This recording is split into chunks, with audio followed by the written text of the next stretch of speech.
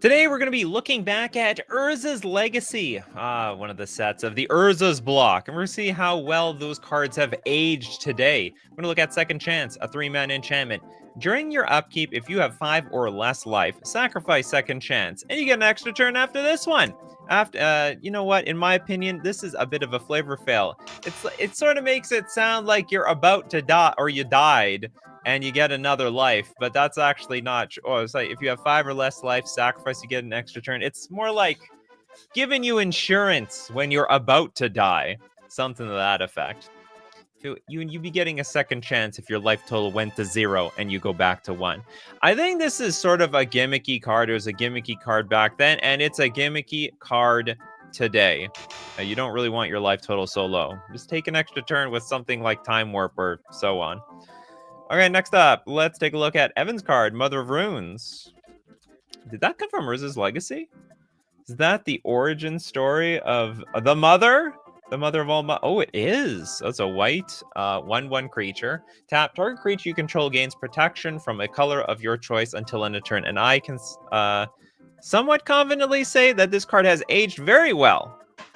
This is a very, very good card, even still in Death and Taxes. You got to kill it, or even with 1 toughness, it's still quite good. The thing is, she can protect herself.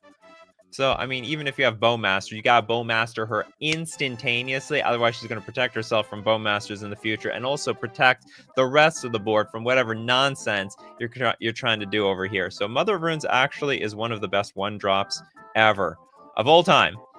Next up, we'll look at Christopher B's. Does this work or not for yesterday? Thran Weaponry.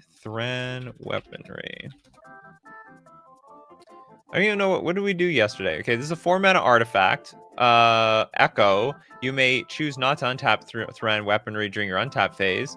Pay 2, tap all creatures to get +2/+2 as long as Thran Weaponry remains on the battlefield. Oh, yeah, the other day we had a show of like cards that are good in a 100-player game of Magic the Gathering. This card's terrible. The Echo thing really kills it. I mean, and also it doesn't even help you. It helps everybody else. It's super incredibly janky. Super outrageously janky. Are we repeating shows? No, we're talking about Urza's Legacy here today. Rated Lex. We have Eviscerator. You're going to get eviscerated. I love it in draft, but power creep. Oh, was it good in draft at the time? This is not even oh, this is eviscerate. Oh, there's an eviscerator. I almost buzzed you, Rated Lex. I almost buzzed you. 5 mana for a 5/5 horror. Protection from white. When it comes into play, lose 5 life. Terrible. No, that's not good. You know, I mean, the power level of those cards back then it was really wide. It was like either really, really good or real poop. It's simple as that. Hexanort. Oh, Memory Jar. The car, I think it got banned like within a week. Something to that effect. 5-mana artifact, tap, sacrifice Memory Jar. Each player sets aside their hand face down, draws 7 cards. At end of turn, each player discards their hand and returns to their hand each card they set aside this way. Did they play test this? I have to admit, it looks clunky to me at 5 mana, but when you play against it, you realize, oh, the person who cast this basically draws a whole new hand for nothing. Because, like, what are you going to do with your hand? Like, if you're the opponent, are you going to have, like, mana? If you have no mana up, you're going to do nothing with that 7 cards. So all it is like 5 mana, 1 side Wheel of Fortune. And if you're playing a deck that can, play cards off of very few mana, you can play mana rocks, like 0 mana spells. It's all gravy. So, yeah, Memory Jar ended up at danger. It ended up being at danger. And it's still at danger, even today. Basically, the only place it's safe is like Commander and Oathbreaker. Banned in Legacy, restricted in Vintage. Maybe a little unrestricted one day. Pretty crazy card. Okay, so that card aged well. A little too well, even by today's standards. Giant Cockroach. It's gross.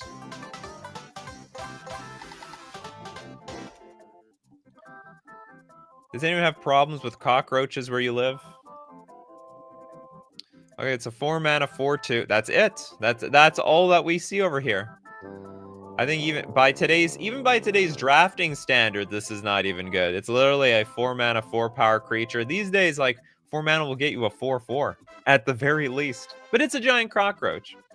Make sure you use make sure you call up your exterminator. What is it? You have to get rid of all your furniture or get away from the walls. To like spray around for the damn thing. Dominic, Palancron. I always thought that this card was like really jank, but maybe there's something more to it than I think. 7 mana 4/5 flyer. When it comes, the selling point is that when it comes into play, you untap up to 7 lands. Then for 4 mana, return Palancron to its owner's hand. It originally was like a High Tide combo card. High Tide, the blue instant, blue like islands you control tap for double blue instead of a single blue. That was good with this card because then you created infinite mana. This card might have aged better over time because, you know, it's not, we don't have just Gaia's Cradle because it untaps all the lands. But now we have got like Nykthos Shrine to Nyx. Now we've got Cabal Coffers. Now, well, I don't know if Cabal Coffers is the greatest example in a multicolor deck, but there's more lands that add more mana that you can go infinite with. So I would say even by today's standards, it's actually not too bad. Not too bad at all. Looks right. You haven't even gotten one card yet. Frantic Search. A drafting all-star. Okay, it's a 3-mana instant. Draw 2 cards, then choose and discard 2 cards. Untap up to 3 lands. Believe it or not, that's stronger than it looks. So it's almost like, imagine giving Dredge the option to play. Maybe Dredge is not the greatest example. How about Reanimate? Some Reanimator deck. Any deck that's trying to get cards into the graveyard and do something on the same turn, you basically have 2 turns if you're a graveyard-oriented deck. You don't care about the cards going to the graveyard. You want them there. So instead of like drawing 2 and discarding 2, it's like drawing just 2 because 2 of them going to the graveyard were meant to be there. How banned is this card? So banned in Legacy. Oh, it's a common, so it's banned in Pauper. Perfectly fine in Vintage. I guess they have bigger, better things to worry about in that format. Paul's like, I literally see only value, as everyone does. You can pass the turn and Frantic Search at end of turn. You could be some sort of like combo-y, control-y type of deck as well. I'm not familiar with all the archetypes that broke Frantic Search. All I can think of is all the decks that probably it could sort of supplement in a Faithless Looting deck. Card's great, though. Card's great. The whole untapping 3 lands is way too much. Way too much, way too strong. Next up, let's take a look at... We have a super chat from Meme Bruley. Thank you very much, Meme Bruley. Crawl Space. Protect yourself from big boards. A 3-mana artifact. No more than 2 creatures can attack you each combat. This is a fascinatingly original card. No more than 2 creatures. So this is like anti-tokens. Where else would this work? Anti-tokens. No more than 2 creatures. How does this work with Myriad? I guess Myriad gets around it because that's like a triggered ability. And the creatures just come into play tapped. So it doesn't... I guess it does not work around that type of card. No more than 2 creatures can attack. Oh, but they can also attack other people if this is a multiplayer game. So, you know, you can throw everything at somebody else and then just, I guess, just 2 creatures at you, which should be more than good enough anyway. And what if it's someone's commander? Then they don't even care. I think it's sort of a cool card. I don't think it's actually that strong. It just has some... It's probably good anti-token tech, and that's about it. If there's some extra application, would love to know if anyone can tell me. Okay, we have how many people? Benjamin Berkey and Wilson trying to get Defense of the Heart on here. Defense of the Heart, 4 mana enchantment during your upkeep. If 1 or If one of your opponents controls 3 or more creatures, sacrifice Defense of the Heart. They have It's just one person controls 3 or more creatures. Anyway, search your library for up to 2 creature cards and put those cards onto the battlefield. Shuffle your library afterwards. This card's insane. Of course, you're just not going to play this early. You have to play this when, like, the board is already pretty big. Or, like, you know, people have already extended themselves. Ha! You have 3 creatures in play? Well, fantastic. I play Defense of the Heart. And when it gets to my upkeep, I will tutor my best cards directly onto the battlefield, and then this game will be mine. It's Zybers. It's a pretty Zyberish card. Tutoring onto the battlefield, that has always been busted. So Defense of the Heart absolutely is very good, even by today's standards. Unless you're up against a creatureless combo deck, or combo decks, then this card is not so good. Age is like milk. But who the hell does that these days? Defense of the Heart does not see as much commander play as it used to. Oh, people are wising up, huh? Some people aren't playing with creatures outside of their commander. Or maybe more people are main decking Grafdigger's Cage. There's a lot of answers to this card. I mean, after all, it's just a stupid enchantment. It's very beatable. You know, Defense of the Heart, pass. That's it. You got to wait till your next turn. Everyone knows what you're gonna do anyway. You just gotta blow it up. It was reprinted in Wilds of Eldraine. This almost looks like a reserve list card. Yeah, they reprinted this thing. This is a beautiful art. Love it. 10 out of 10. Oh, look at this. The foily version. The crunchy looking foily version. Next, we got John with Crop Rotation. Most broken land tutor. Oh yeah, that's 100%. Green instant as additional cost to cast this spell. Oh, where's the we want the OG here. Additional cost to cast this spell. You gotta sack a land, search your library for a land card, and put that land into play. Shuffle your library afterwards. Okay, let's get the checklist. It's 1 mana. It's instant speed. You're not even losing a whole lot. How much, when you have to sacrifice a creature to get another creature, you have to pay mana for that creature. What are you sacrificing here? A land? It could have been the basic force that you played on basically turn 1. So, like, the upside is enormous. The downside is like nothing. I think, you know what the deal is? They printed this card at a time where they were just starting to get some cool lands. They didn't foresee how many amazing lands that they have in the future. I think back then, cards you would get, Maze of Ith, Gaia's Cradle. Oh, I guess it might have been a way to get Tolarian Academy out in play. What else could you get? You could get Tabernacle, Maze of Ith. There just weren't that many cards. These days, what you can get, you get combo cards, you get Dark Depths and so on. Crop Rotation is infinitely more powerful. Yeah, Dark Depths is the main one. So, yeah, this card just got a hell lot better over time. Way better. And it's only going to get better as they keep printing more busted lands. You get those Gaia's Cradles. That's basically all it said back then. 1 green. Go get Gaia's Cradle. Enjoy. Bon appetit. Kind of with Lava Axe. Oh, a classic. Basically, every person who started the game... Oh, no, this is not the... Well, that was Portal. Okay, so Lava Axe is a card I think everyone is pretty familiar with. Because, if you divided players out into, I'm going to play the white deck, I'm going to play the black deck, I'm going to play the green deck, the blue deck, the red deck always had Lava Axe. 100%. Oh, you just starting to play the game. They'll be playing with Raging Goblin, Lava Axe, Jackal Pup, because it was cheap. It was cheap and affordable. Do you not have no money? Okay, then you're going to put the Lava Axe in your deck, and there's a simple strategy. Yes, right, to you. That's nobody else. Yes, 5 damage to you. Thank you very much. And I have to say, it was a bit fearsome.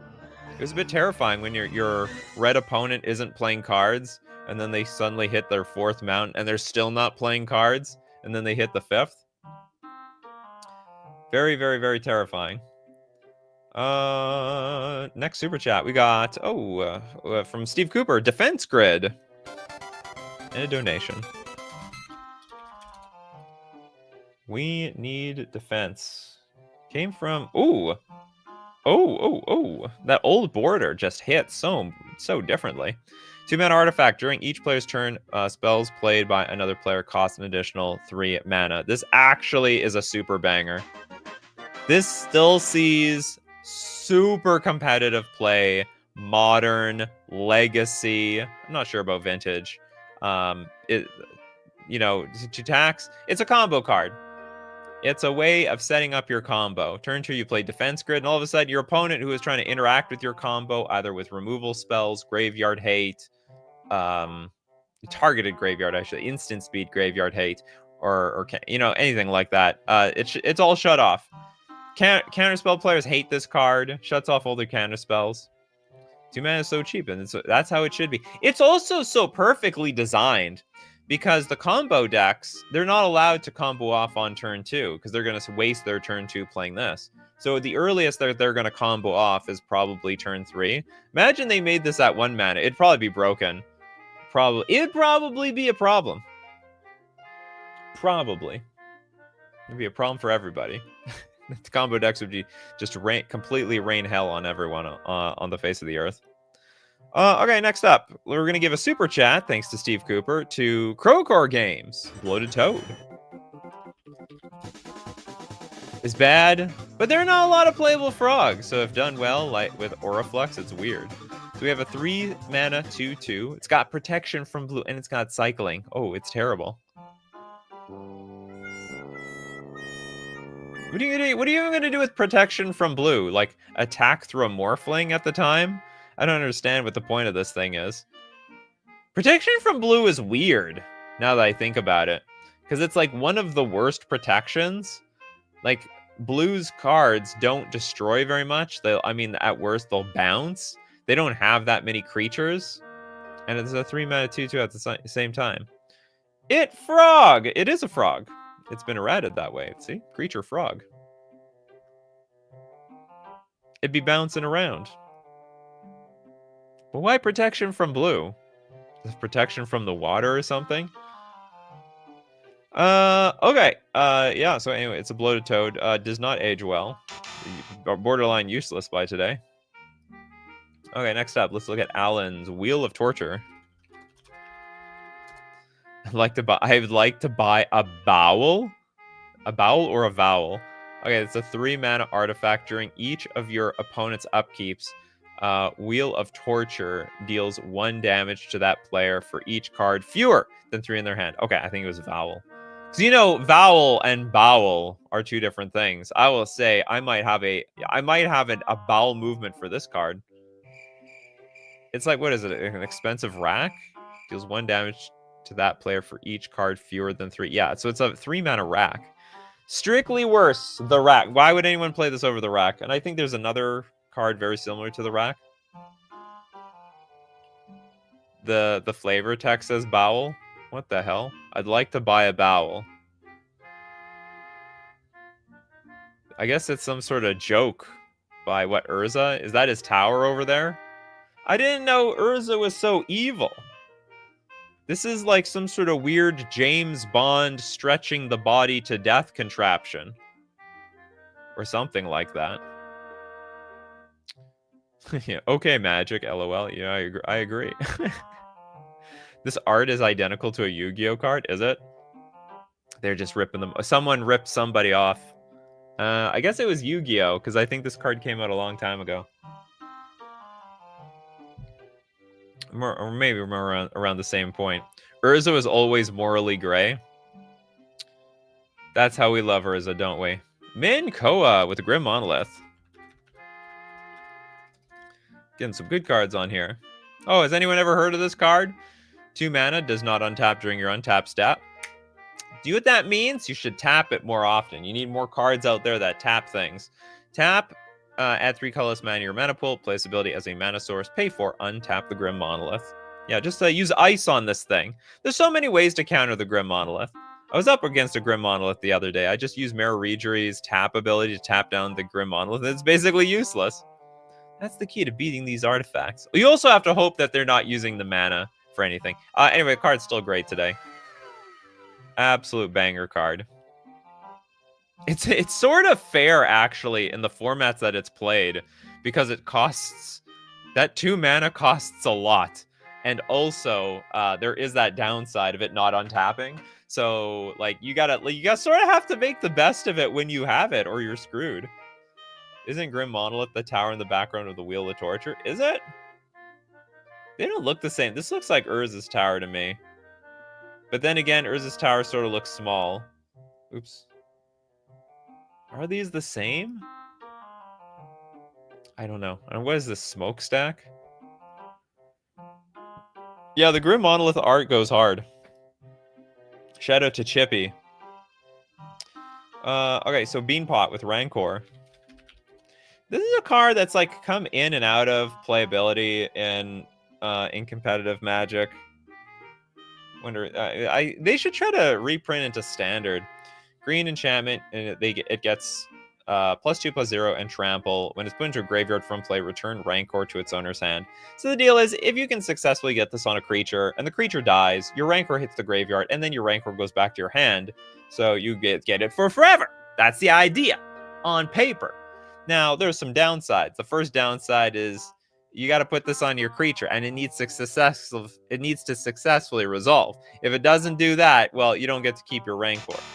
And by successfully resolve, I mean, like, in response, they can just kill your creature. Creature dies. Rancor then just goes directly to the graveyard. Do not pass go. Do not collect $200. But it's okay. This is a card, I would say, you know, I'm pretty lukewarm on this card. It's not great today. It's not terrible. I would say it's below average, though. Rancor is a staple in basically everything. There is a lot of combos with this in Commander. Really? Why? I would not even know how that even starts. Hatred outlives the hateful is a great flavor text. Oh, yes. Hatred outlives the hateful. Always, too. The hateful. They always die. Funny how that works with creatures and human beings. Very unusual. Wasn't this card a classic? Oh, yeah. I mean, it's a shame, actually, how bad Rancor is these days. And you know what it is?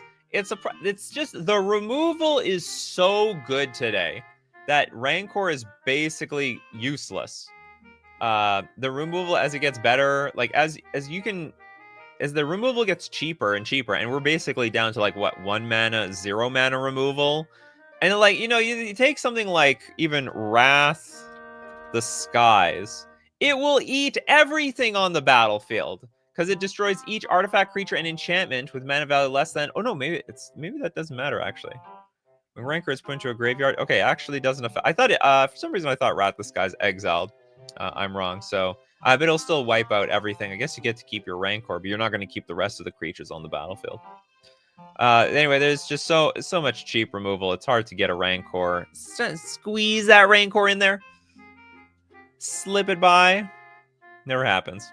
Bryce with Delusions of Mediocrity. Oh man, I have a bit of a story with this card. It's 4 mana enchantment. Comes into play, you gain 10 life. When it leaves play, you lose 10 life. So, when I first started playing Magic, I played mostly Extended. And then all of a sudden, one day, they rotate Extended. And I really wanted to play the Illusions Donate deck. I thought that was such a cool combo where it comes into play, you gain 20 life, and when it leaves play, you lose 20 life. So the idea is, this card comes into play. I guess we should just get the Masters Edition. Comes into play, you gain 20 life, donate it to someone, then they can't pay the upkeep cost. And then they lose 20 life. But the problem is, this thing came from Ice Age, and when Extended rotated for the first time, it rotated this card out, so it killed the combo. It completely killed the combo. So me being the smarty pants I was like, ha! I know what to do. I will play Delusions of Mediocrity. In fact, and then I'll just combo off twice. It won't be as good as it was before, but it'll still be good. I was completely wrong. It was terrible. I was a complete idiot. But you know what? I was young. It's nice to be young and stupid. Your playgroup probably doesn't like you for that one. We were okay with all the busted stuff. I mean, it was a long time ago though. This playgroup, there was no such thing as commander back then. My playgroup was basically one-on-one players back in like the year 2000-ish, 2001. Yeah, Nikachu learns from his mistakes. Or did I? I mean, I tried to make this thing. Yeah, no upkeep. Yeah. Oh! Didn't even think about. I am a moron. Wow, that doesn't even work. So I must have had some plan. Oh, I know. I had capsize in the deck. That was it. This is so stupid. So it had capsize in the deck. Return target permanent to its owner's hand. Was this even legal? Because it came in Tempest. I don't know if this was still part of Extended at the time. My deck might have been... Anyway, card is trash. My deck idea is trash. I'm learning more and more about how bad I am as a deck builder. Digging back into my past. Yeah, we gotta bounce it. I think that was the idea. I bounce it back to my hand. I can replay it. And then I gain another 10 life. I'm so genius. It's such a wishful thinking commander mentality. Anyway, Toilet Duck with a Devout Harpist. I was very creative back then. Devout Harpist, a white 1/1. Tap, destroy target enchantment. This looks great! Why have I never heard of this card? This is amazing. Huh. Oh, sorry. It's destroy target creature enchantment. Sorry. Okay, it's I just read it as like destroy an enchantment. No, it's a yeah. We have to. You got to read the fine line. And by the way, it wasn't even fine. This is the most bold part of the card. Okay. So how many creatures can we destroy? It's funny. See back then. They were already hating on their mechanic immediately. These days, they don't do that. You know, they invent the energy mechanic. No answers. None at all. They invent, what are like some busted mechanics as of recently? These days, when they print some sort of concept, they want it to see play, and they have no answers to it at all because they want it to see play. It's like, all right, you figure this out with what other stupid tools there are in the card pool, and sometimes there are none. There's nothing you can do about it. Okay, so I guess I'll say with this much. Okay, I don't think this card is good today. I bet this card can age well, though. You know, over time, there's going to be more creature enchantments. This is not the end of them printing creature enchantments. This is a 1-mana, 1/1 repeatable creature enchantment destroyer. And I'll also tell you what, you might even build a deck around this, where you animate people's enchantments into creatures and then blow them up. How about that? So there's actually a lot of potential to this card. Actually, I think the card is pretty cool. Enchantment creatures are not creature enchantments. Oh? Really? Oh, it's been a rad? Oh, sorry. It said creature enchantment. Okay, yeah, you're right. This actually, everything I just said is stupid. Destroy target aura attached to a creature. Wow, that just sucked the soul out of this card. Yeah, I forgot back then they weren't called auras. They're very specifically called creature enchantments. Yeah, it's an aura. Okay, what can we hit with this thing? Nothing? I think nothing. Maybe could see some play in Pioneer. Maybe no, not even that. Okay, forget it. It's trash. Damn. Okay, it's gonna age like sour milk. Man, they change the words too much on these cards. Imagine you just get into the game and you see this, like, destroy target, creature enchantment. Oh, I can kill creatures. I can kill the creatures that are both enchantments with this thing. Yeah, you can hit Rancor, but it keeps coming back. Yeah, it's pathetically sad. It's such a bad answer to even Rancor, one of the few cards you can do. Tech against Monstrous Rage.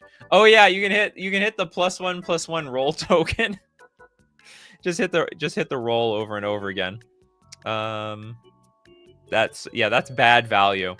And also every deck that's playing Monstrous Rage will probably pick this thing off instantaneously if they even need to. Okay, card's terrible. I take it back. It's garbage.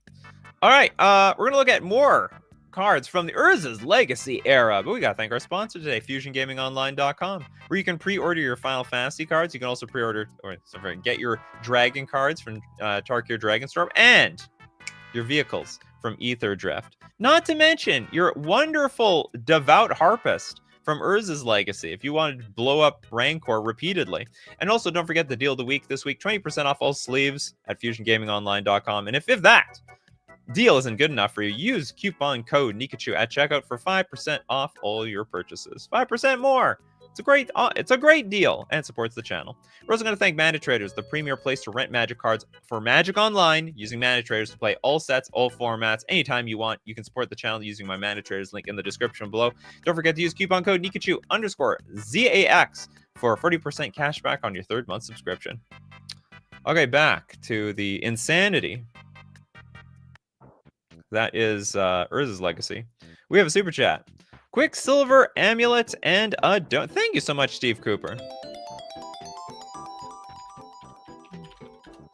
One of the most generous to the community. Quicksilver, Amulet? Oh, that was an Urza's Legacy card. How many people love this card? It's a 4-mana artifact. Pay 4, tap, choose a creature card in your hand, and put that card directly into play. This is, how do I put this? It's every beginner's dream. They're like, wow, this creature is so cool. Wow, this 10-mana Leviathan.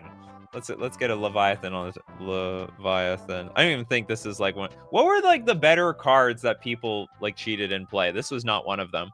But let's just say it was, because it's a 10/10 Trampler or whatever. People are like, well, it's like 9 mana. I don't know how to get that. That'll never happen. They were smart enough to know that much. Or they played through experience to realize it was impossible. Then they realize, oh, Quicksilver Amulet. This is gonna do it. Because I pay 4 mana and I just have to pay 4 more. And the creature goes directly from my hand into play. In fact, I don't even need to play the same colors. I could be playing a complete green deck and play this blue creature at the same time. Thus, Timmies were made. Like I said, oh yeah, they were born. The Timmies were born. Thus Timmies were made. The Timmy community. Cheat your worms and other green fatties. Yeah, I think it was like mostly green stuff for the most part, because you'd also wanted to combo it with Elvish Piper. I want to say like people were in the Selesnya range because there were also, I think there were some big angels at the time. Maybe I'm wrong, but anyway, this is I would say in some way, in a weird twisted world, this card has aged well because people still want to play it. It's not good, but there is this giant range of people. I'm gonna play my Elvish Piper deck. You know, there's so many people in so many play groups. They've got an Elvish Piper player, and they gotta jam it with Quicksilver Amulet and all these other cards that cheat the creature directly in play. All right, let's take a look. Okay, we have a dono. Oh, we did Second Chance already. Sorry about that, Magnum. We got Cassius Cake with the Venom avatar. We'll give you the donation. Miscalculation, Seaplane Dual Commander. I think they could reprint this card. You know what's weird? This card is not legal outside of Legacy, which I find strange. I think this would make a great addition to Modern and Pioneer because it's a counter spell that's pretty relevant. It's 2 mana, counter target spell unless the caster pays an additional 2, which is not impossible to pay. All right, so it can basically can turn into sour milk over the course of a game. But at the least for the counterspell player, you can cycle it. So I think this card is great. And I would actually like to see a reprint out of this thing because it's still in vintage. Oh yeah, it's still in vintage cubes, but not in vintage. So I think the card is like been power crept out of the formats that it's legal. It's like borderline useless in legacy, vintage, and so on. But could be a way more interesting card in, say, definitely Pioneer, maybe Modern. So it's pretty cool. Legacy and Commander. Oh, Legacy. What isn't legal in Commander outside of outright banned cards? Okay, next, Trent Sims, Beast of Burden.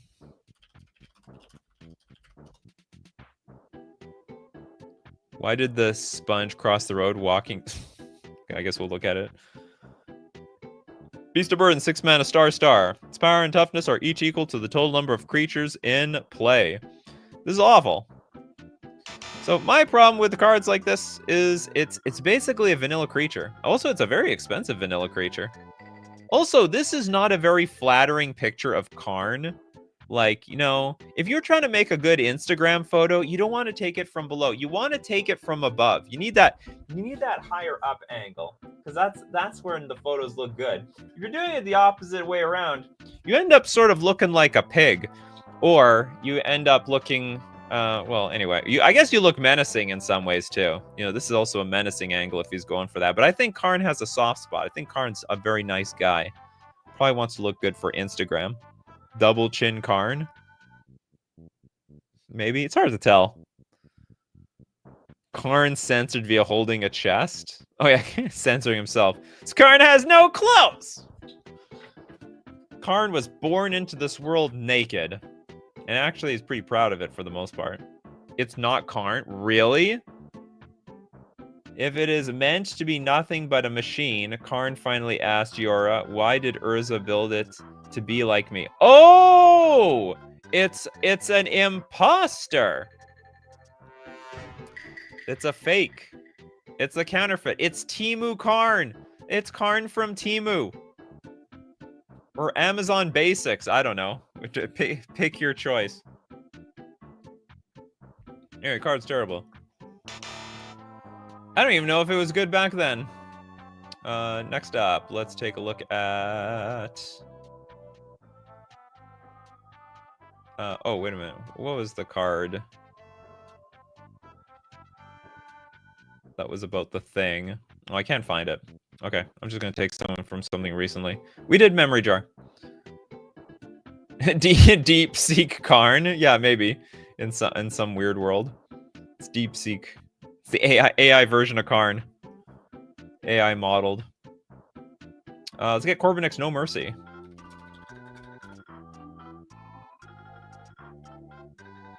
Four mana enchantment. Whenever a creature successfully deals damage to you, destroy it. I think that's still pretty good. It's pretty balanced. The creature will still deal damage to you. It's still gonna hurt.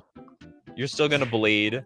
You're gonna have to bandage yourself up. But the upside is, well, an eye for an eye, or I guess an eye for your soul, because you might have scratched me, but I basically ripped you apart. You go down. Showing no mercy, of course. See what I did there? I don't really have much to say about this card. I think it's just a very good defensive card, especially if you're playing Commander. You play No Mercy, and like no one's going to want to attack you, unless they're going for the swinging kill, which is not going to be very often. I play with No Mercy. It's okay. Well, that's okay. It's okay with me. Jaded is like, I don't see Metalworker in the replay bar. You know what? This card, I think, is getting worse as time goes on. It's a 3-mana 1/2, tap, reveal any number of artifact cards in your hand, add 2 colorless mana to your mana pool for each card revealed this way. I honestly think this card is just getting worse as time goes on. For this, like way back in the day, if you ramped, or not even ramped, if you go turn 3 Metalworker, turn 4, you're just gonna go ham. But there was something going for you here. Oh, it's the wrong set. That's right. Okay, disqualified. Oh, you're not going to talk about Metalworker. It's a strong card. But now that I think about it, I think it's pretty poor.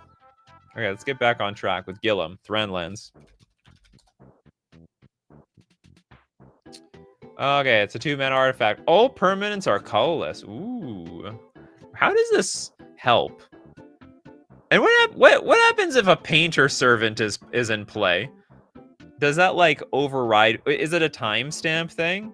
Like if you play Thran Lands with someone that's played painter servant, I guess it's just a timestamp thing. Painter servant. I think the only difference is that this card affects the cards in play. Painter servant affects all cards from everywhere else. Spells aren't permanents. No, yeah, I understand. So painters, like I said, painter servant will still affect everything that is not in play. But this card overrides the cards that are in play. But then that's weird. So like, okay, let's say you play Painter Servant on red, then I play Thran Lands, and then someone plays a red card on the stack. Like, what, it comes into play as colorless? That's just bizarre. It's like, just borderline doesn't make any sense. Same layer, so yeah. Okay, anyway, I have no idea what the application is for this. Maybe something to do with Mycosynth Lattice? No, Mycosynth Lattice makes things colorless. I don't know what this card does. It seems like... It looks like it can do something, though. Look out, it's 2 mana, it's cheap, and all permanents are colorless. All of them. It's not even a taxing thing. Like, you have no choice. Your printer doesn't print in colored ink anymore. It's only black and white. Destroys devotion? I don't think it does. Because the mana symbols are still the same, unless there's a rules interaction I don't know about. Shuts down pro versus color. That it will do. Yeah. So there's sorry about that, frog. What was that, bloated toad?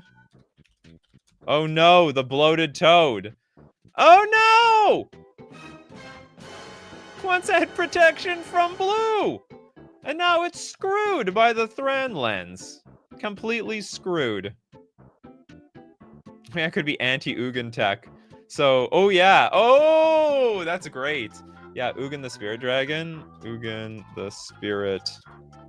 Because that Planeswalker, it's like, it still deals 3 damage to any target, but then you can exile each permanent with converted mana cost X or less. That's 1 or more colors. Well, I'm sorry. There are no colors in this world. I see the world in black and white. With the Thran Lens. Yeah, it's totally ruined. Okay, well, anyway, it's sort of a fun card to talk about, but I don't think it's good. Maybe one day. One day it will. Old boy with... talk about getting hated by your playgroup. Impending Disaster is one of my pet cards. 2 mana enchantment. During your upkeep, if there are 7 or more lands in play, sacrifice Impending Disaster. Destroy all the lands? This looks not bad.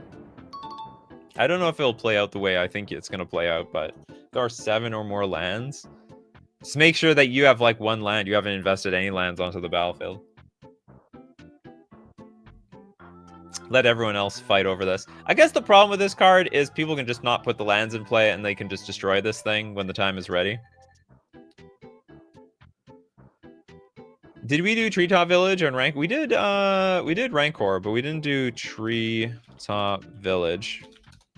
Man, Treetop Village was actually seeing play in Modern for the longest time, too. Oh, they reprinted it. These days, unfortunately... So anyway, it comes into play tapped. You tapped out a green mana. And for 2 mana, it turns into a 3/3. Get this. Ape. It turns into an ape. Oh, wait, what was it? It originally said a 3/3 green creature with trample until end of turn. They errated that. It is an ape now!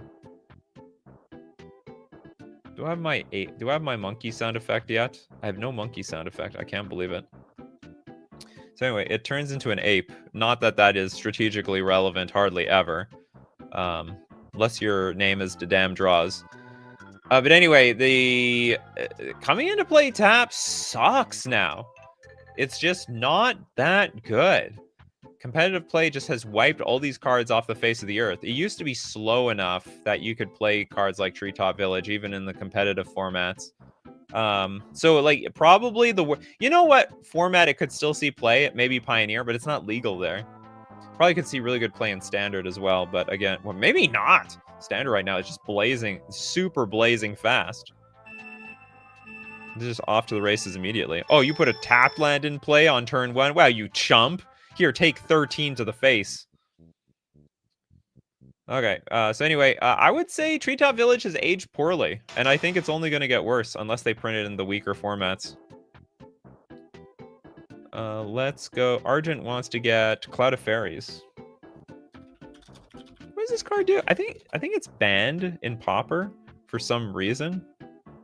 Because it's an untapper. It's a 2-mana 1/1 flyer. When it comes into play, untap up to 2 lands. This is banned in Pauper? It's banned. Check this out. It's banned in Pauper. I knew it was banned in Pauper. This just gives, like, what, too much of a tempo advantage? Because, well, what it is, it's basically 2 mana, have a free 1/1 in play. And I guess it can cycle, but you're playing it for the free 1/1. What, was it too powerful combined with, what's it called? Spell Stutter Sprite? Because Spell Stutter Sprite will counter spells equal to the number of fairies you control in play, or equal or less to the number of fairies in play.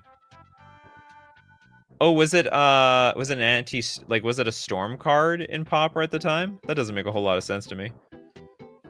Obviously a fairy deck staple. Yeah, I mean, I guess. I love fairies in Pauper. I think that deck is super cool. I probably should be playing more fairies in Pauper than Merfolk in Modern. You could also gain mana with bounce lands. Well, the bounce lands sort of suck, though. Bounce lands have a problem in itself. You, like, lose time with the bounce lands, and then I guess you get the time back with Cloud of Fairies, but I don't know if it works out enough. Pays for itself definitely in Storm. Was there really a Storm deck with Cloud of Fairies? That's crazy. Okay, so I guess there's a little bit more nuance to Cloud of Fairies than I knew. With High Tide, also mana positive. Oh, there was a High Tide Storm deck. Oh yeah, I could see that happening. Yeah, I could definitely see that happening. Just watch. Mouse deck breaks because Lorwyn 2 has fairies roar back into action by way of Cloud of Fairies in Standard. I love it, Christopher B. I love it. We're gonna do it. Okay, Cloud of Fairies. It's probably it's probably okay. Like, honestly, this card is not that good in any format outside of Pauper. Pauper is just such a, I don't want to say it's a weak format, but it's such a mana tight format that I guess Cloud of Fairies just broke the fairy deck. Okay, David Sampson wants to get on here. Tinker. We surprisingly have not mentioned Tinker. What do I even have to say about this card? It's broken! And it always was.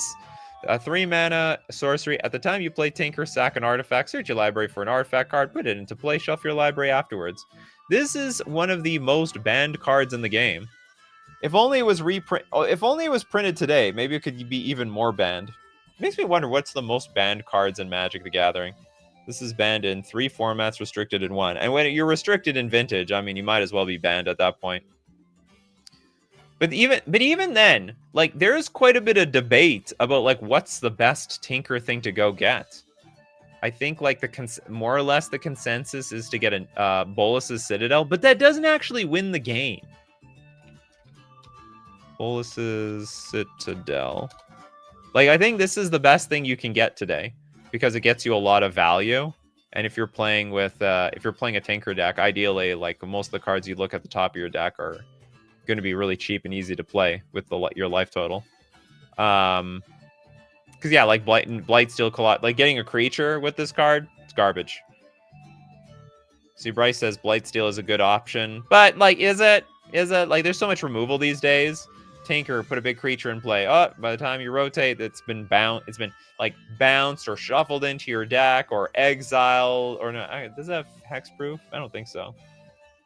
Blightsteel, because Blightsteel doesn't really have protection from everything. It's just indestructible. You can still target it with like Solitudes. Like, oh, that's a really nice Blightsteel you got there. So it would be a shame if I Swords to Plowshared it. So there's like a lot of answers to this card. You even bounce it back to somebody's hand, you know. Okay, let's move on to the super chat from Crowcore Games. Thank you very much for your super chat. The Walking Sponge. Oh, that was the card that was mentioned earlier. Is this the Walking? I would never shower with that sponge. 2 mana, 1/1. Tap. Target creature loses flying, first strike, or trample until end of turn. Awful. It's terrible. It's an abomination. It is a. Is this the only sponge in the game? Look at this creature type sponge. I have to know. I have to know how many sponges are in the game. You know, without counting changelings. Oh, there's a second one. It's the Thought Sponge. This Kindred deck is building itself as we speak. Building itself as we speak. Because there's only 2 cards. It's not square. Well, not all sponges need to be square. There's like those sort of oval-like sponges, you know? You can just type, yeah. Oh, you know what? I need a Scryfall tutorial. For as much as I spend on this website, like spending time, I mean, I actually don't know squat about how to search things up to I don't know how to search max on Scryfall. You can't search max around here. Okay, who else has no card yet? I think most people have a card. Young Man with Deranged Hermit. I remember how big that card was back then. They literally reprinted this card in like one of the Modern Horizons sets, despite the fact that it's on the reserve list. 5 mana, 1/1 with Echo. So you have to pay it again. When it comes into play, put 4 squirrel tokens into play. Treat these tokens as like 1/1 creatures. That's a shout out to Toads right there. Those squirrel tokens. All squirrels get +1/+1, so you might actually want to pay the Echo. Puts a lot of bodies on the battlefield. 5 mana for a giant army of blockers. Come on. Bring it, Masticore. Bring it. Anything you can do, I can do to slow you down for the most part. It was a throwback with Vanishing. Yeah, but it was basically the same thing. You know, it was like effectively a very similar card. It was very surprising that they printed so close to Deranged Hermit. Card is nuts. Trying to pull a funny around here, Gareth. Nuts, huh? I love squirrels. So many squirrels. Not really. I mean, you look up. We've had a few squirrel shows. There is not that many squirrels in this game for as loved as that creature type is. The Big Squig, Moltani's Presence. I can feel your presence. It's a green enchantment. Whenever a spell you played is countered, draw a card. Yeah, that's right. It's sort of cool because that's unique. Although I guess the better card these days is just a card that says your creatures are uncounterable. That might even be worth more than drawing a card. So okay, so maybe this card is sort of aged like this is just to piss off your friend that plays with counter spells. Which would be me. I'd be like, all right, well, I mean, I honestly, I'd probably still counterspell the card because it's, you know, it just turns all my counterspells into tempo plays. Who knows? You could draw anything with you could draw a card. Could be a good card, could be a bad card, but at least I'm not putting your card onto the battlefield. Damping Engine is a cool stacks card. Well, that's so terrible, says Croaker Games, unless you count your own spell. That you have a good idea. That's a good idea, Croaker Games. Is there anything in play? Or how about, wow, what if we are countering our own cards? And what if we try to counter? What is the definition of a spell being countered? If it like someone what if I try to counter an uncounterable spell? Does the player still draw a card? Like, what if we build a deck where we are countering our own cards with, like, I don't know. What was that? Yeah, counterbalance. With counterbalance, exactly. It's so crazy it might work. Revealing so when we play, oh, it's only when the opponent plays a spell. No, it doesn't work. It will never work. Okay, I don't know how to counter our own spells repeatedly. Has to be it has to be something with Chalice of the Void. That might work. Oh, that's cool. But I want the 0 mana cards to be uncounterable. That's what would make it cool. So we play an uncounterable card. I want to draw a card. I don't know if that actually works, though. We're going to donate the counterbalance, but then we don't even know what's on top of their library. Okay, well, this card probably stinks. It's a very thought-provoking card, but, you know, it just doesn't really get there. Gillum with, it hoses down so many decks. The Harmonic Convergence.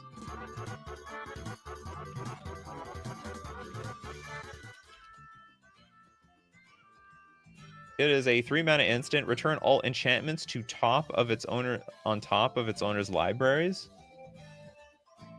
That is weird. You know where this would be? You know what? This could be a good Gotham card because your opponent cracks a fetch land and then Harmonic Convergence. Return all enchantments to the top of the owner's library. You're gonna have to shuffle them all away because you cracked your fetch land. So in some cases, this could be because back then there were no fetch lands. So when you put all enchantments on top of someone's library, probably they were just stuck there, unless they played with tutors. Yeah, it is weird wording. I mean, assuming you can put all enchantments in any order to your desire. This isn't bad tech, to be honest. Even gets around indestructible. That's right. Those darn indestructible enchantments. Could be a huge tempo deck. Well, against the right deck. I guess what you should do is, like, I don't know, play a card where everything in play becomes an enchantment, then bounce everything. This resets sagas by today's standards. Yeah, I suppose so. And it's interesting. Actually, I think this, it's not bad. It's not bad. I don't know if it's good, but it's not bad. Multani's Presence and Blood Funnel. Okay, well, let's get... Okay, just a random maid wants a card. The Brink of Madness.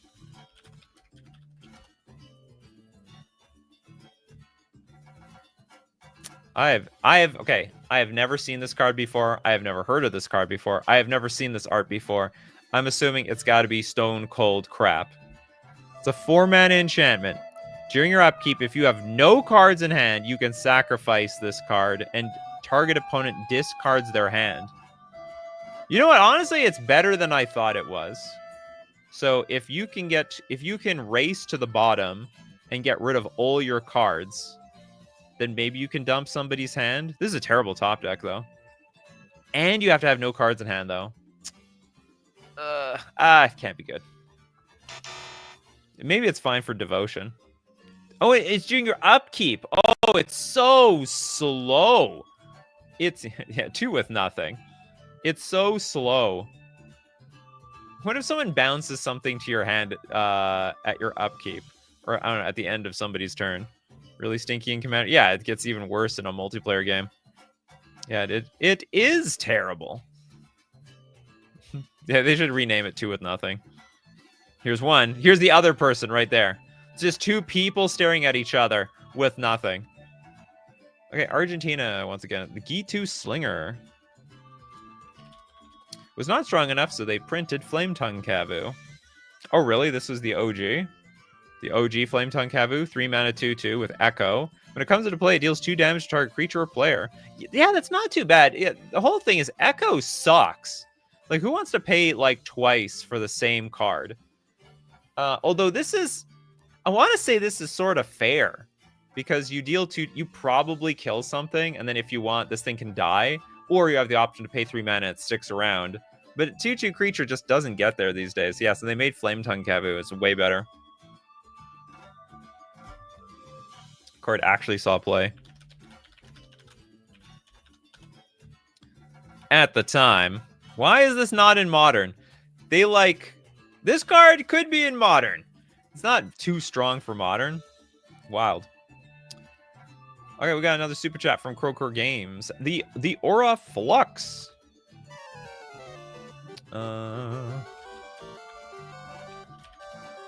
Is just weird. Okay, it's a 3-mana enchantment. Each other enchantment gains during your upkeep, pay 2 or sacrifice this enchantment. Holy cow, this is great. What's wrong with this card? It's 18 cents. This card is 18 cents. Each other enchantment. We're basically putting a tax on everyone else. shouldn't this just be a staple in stacks decks? Each other enchantment it just gives them a constant upkeep of 2 mana. You want to keep it? You want to Rhystic Study player? Would you like to pay the 2? The tides have turned, Rhystic Study player. How does it feel? Enjoy playing all those cards that you just drew with so few mana that you have now because of this damn card. John says, did we look at Urza's blueprints yet? Worst Echo card?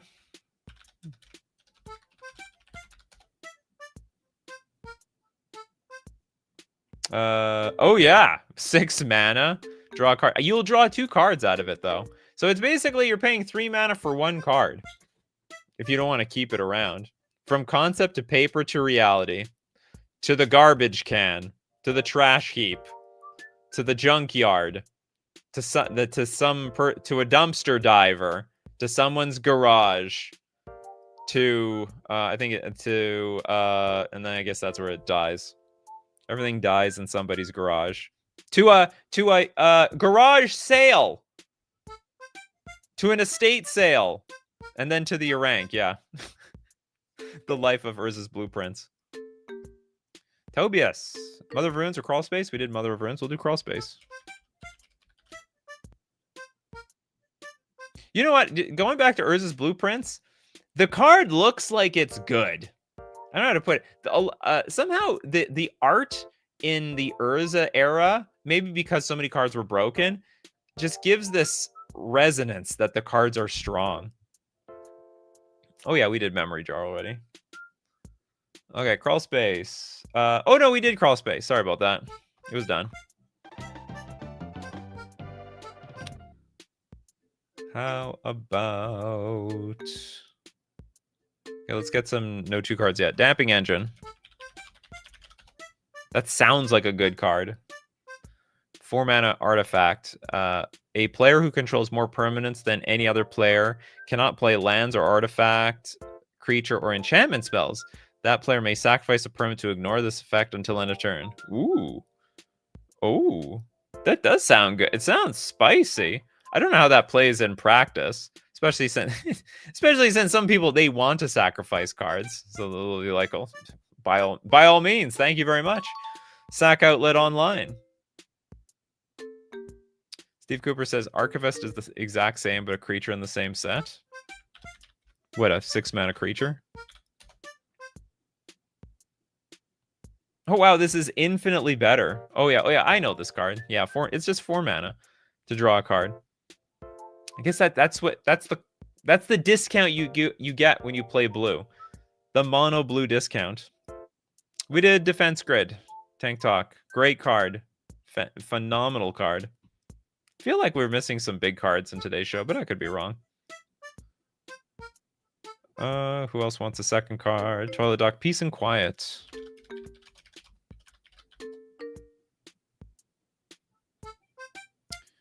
Destroy 2 target enchantments. Ha! And it's not creature enchantments this time. Yeah, destroy 2 target enchantments. It's a 2-for-1. It's probably not a good 2-for. No, I don't know. It's hard to gauge this card. I bet it would be a decent sideboard card. Not a great sideboard card. I think it's a 2-for-1. You know what's the problem? Finding a deck that plays enchantments. That's hard. Not everyone I guess global enchantments or just regular enchantments are fine. It is decent, but also kind of an issue since you need both targets. Ah, that's the catch. That's how they get you. Yeah, okay, so actually the card is... So yeah, so it needs to say destroy up to 2 target enchantments. That actually makes this card really bad. Super bad. At least Blueprints combos with Mind Over Matter. Oh yeah, it does. Oh yeah, you could combo instantly. Juha with we did Impending Disaster. Yeah, Radiant says it's not up to 2, so you need 2 targets. Yeah, I stand corrected. It's trash. Because I mean, they could easily play around it by just playing 1 enchantment and just never playing the second one. Cameron Cole with Intervene.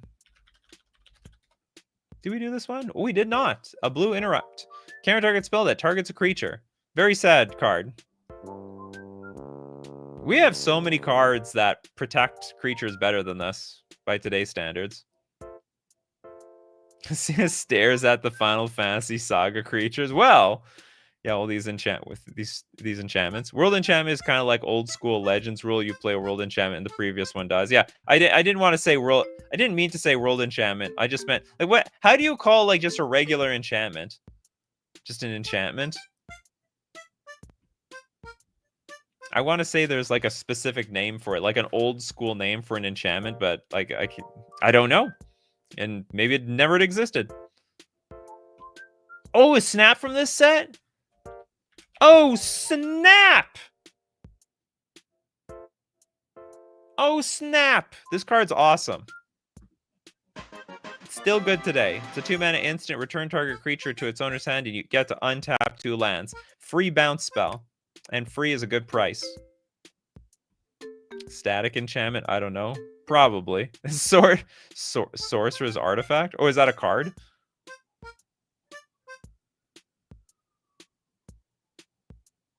Yeah, the flavor text. Good riddance. Get him out of here. Get him out, bouncer. What is this? I don't even know. Oh, it's a merfolk. I think it's a merfolk based on the sort of scaly head. It's a bit weird because I don't know if merfolk had legs in this era. Because I mean, someone could correct me on the flavor, but merfolk started to have legs in Zendikar. Like when you went to Zendikar, that's when the merfolk started to walk. So I don't know what other sea creature this could be though. Oh, it's a goblin? Oh, that makes a whole lot of sense. Goblin turn. That's a very, very blue goblin. It's a Mog goblin. It be a gobbo. It's so blue. This goblin has very low blood pressure and is very cold. It's probably been sitting in a freezer for I don't know, overnight. Okay, that's it. I think that's a good way to end. Snap is a good card. Still sees playing Pauper. It was nice to go down memory lane. Thank you very much for joining us today. Are those cards from Urza's Legacy still good today? Some of them are. A lot of them are not. If you want to be part of the show, you got to be here 3 p.m. Central Standard Time. Be there or be square. Thanks to everyone who supports the show. If you're a patron on Patreon, a member on YouTube, or you super chat to be part of the show, or even super chat so other people are part of the show.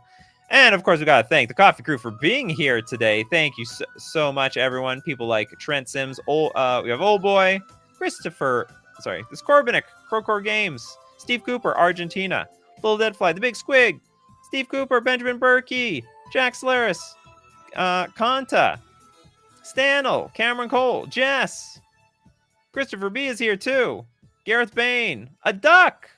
We've been blessed by a duck, William.